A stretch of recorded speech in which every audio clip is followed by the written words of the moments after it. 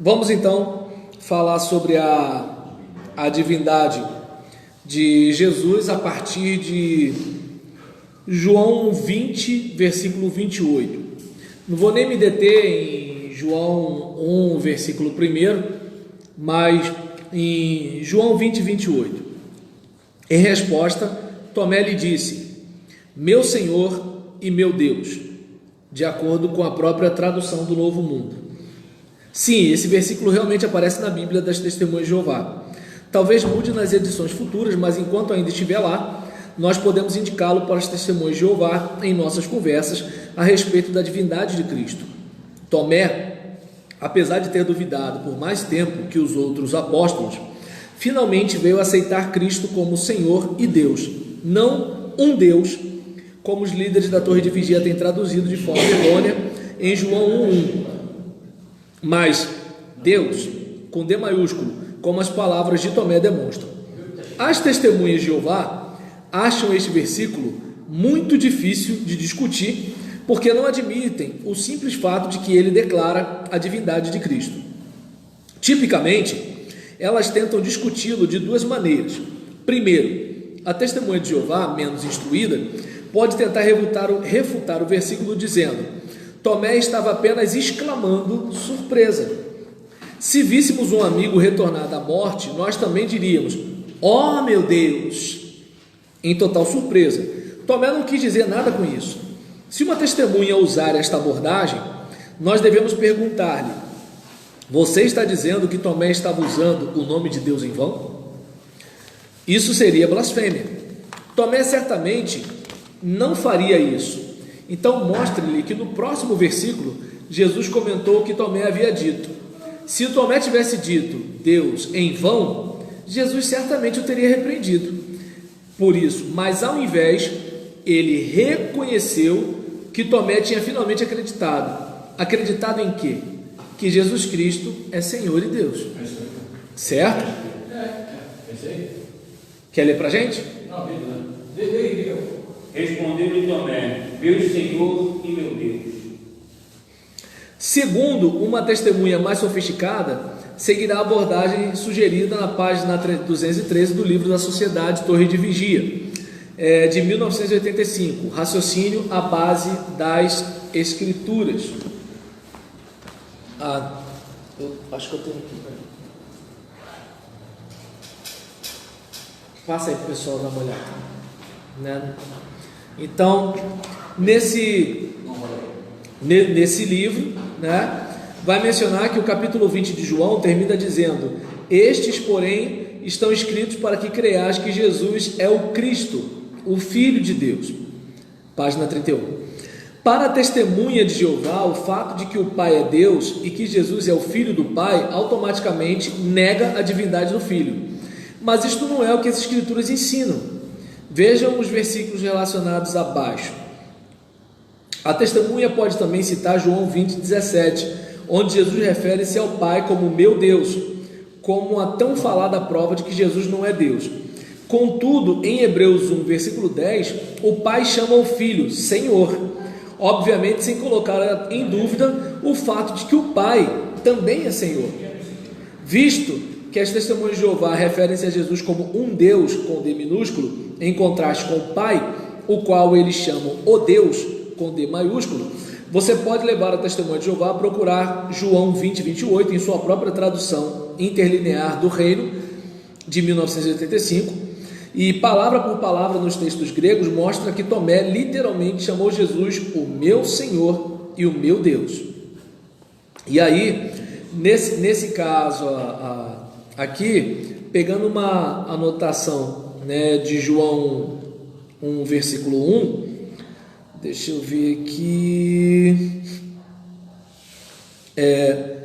por exemplo, no princípio era o verbo estava com Deus e o verbo era Deus. Até por volta de 1950, as testemunhas de Jeová levavam consigo uma cópia da versão mais tradicional da Bíblia, porque ela enfatizava o nome de Jeová por todo o Antigo Testamento, mas enfrentavam o embaraçoso problema de tentar negar a divindade de Cristo, enquanto a Bíblia que tinha em mãos dizia claramente que o verbo era Deus. Este problema foi resolvido quando a Sociedade Torre de Vigia publicou sua própria tradução do Novo Mundo das Escrituras, Agora, quando os cristãos mencionam João 1:1 para as testemunhas de Jeová, elas podem responder: isto não está na minha Bíblia, pois podem se dirigir a João 1 na sua própria tradução e ler a palavra era Deus, com D minúsculo. Reduzindo Jesus Cristo a um Deus, as testemunhas colocam entre os muitos deuses e muitos senhores de 1 Coríntios capítulo 8, versículo 5, no mesmo nível de Satanás, o Deus desse sistema de coisas, segundo aos Coríntios 4:4. A Sociedade Torre de Vigia apresenta a tradução do Novo Mundo com o trabalho anônimo da Comissão de Tradução da Bíblia do Novo Mundo e resiste a todos os esforços para identificar os membros da comissão. Dizem que fazem isso para que todo o crédito do trabalho vá para Deus. Mas o observador imparcial logo notará que tal anonimato também protege o tradutor de qualquer culpa pelos erros ou distorções de suas traduções e evita que os eruditos verifiquem suas credenciais. De fato, aqueles que deixaram a sede administrativa da Sociedade Torre de Vigia nos últimos anos identificaram os supostos membros da comissão, revelando que nenhum deles era perito em hebraico, grego ou aramaico, os idiomas originais dos quais a Bíblia deve ser traduzida. E então, deixa eu observar aqui se tem mais alguma outra anotação. Oi. Não sei, isso daí eu ganhei de uma pessoa. É de 85. Então, você pode perguntar quando alguém for na sua porta, ou vai no salão e pergunta. Ah, esse aqui é do... Isso, testemunho de Jeová. Fala, tem na maconha. Então, você pode perguntar, de repente eles têm. Aí, nesse caso, qualquer um que acredita que o Pai é Deus, enquanto o Filho é um Deus com D minúsculo, deveria ler Isaías 43 e 44, onde a palavra inspirada rejeita tal noção. Lembra? Antes de mim, Deus nenhum se formou, e depois de mim, nenhum haverá. Eu sou o Senhor, e fora de mim não há Salvador. Acaso há outro Deus além de mim?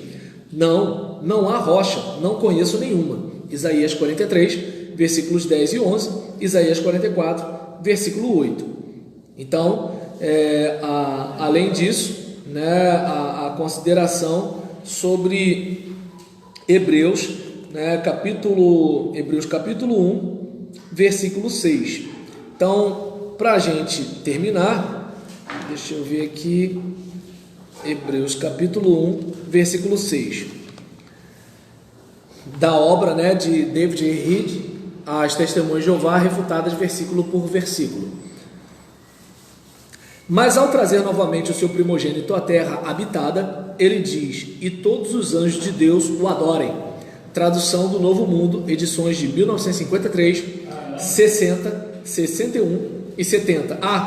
Porque esse autor, ele é uma ex-testemunha de Jeová. Então, como na época que esse livro foi publicado, ele era um diácono batista lá nos Estados Unidos. Continuando aqui.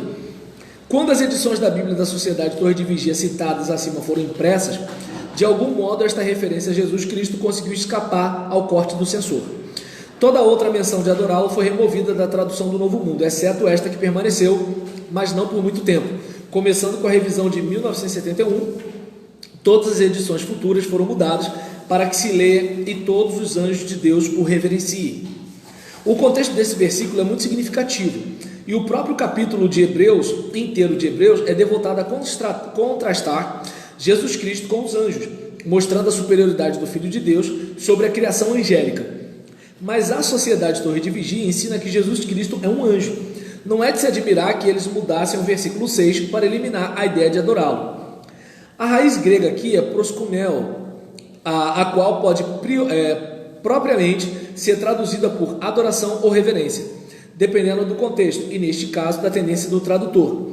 Convide a testemunha de Jeová a ler em Apocalipse 22, versículo 8 e 9, na sua própria tradução interlinear do reino, onde a mesma palavra é usada no grego original. Lá o apóstolo diz: prostrei-me para adorar, usando a mesma palavra, diante dos pés do anjo. Mas ele me disse: toma cuidado, não faças isso. Adora, a mesma palavra, a Deus.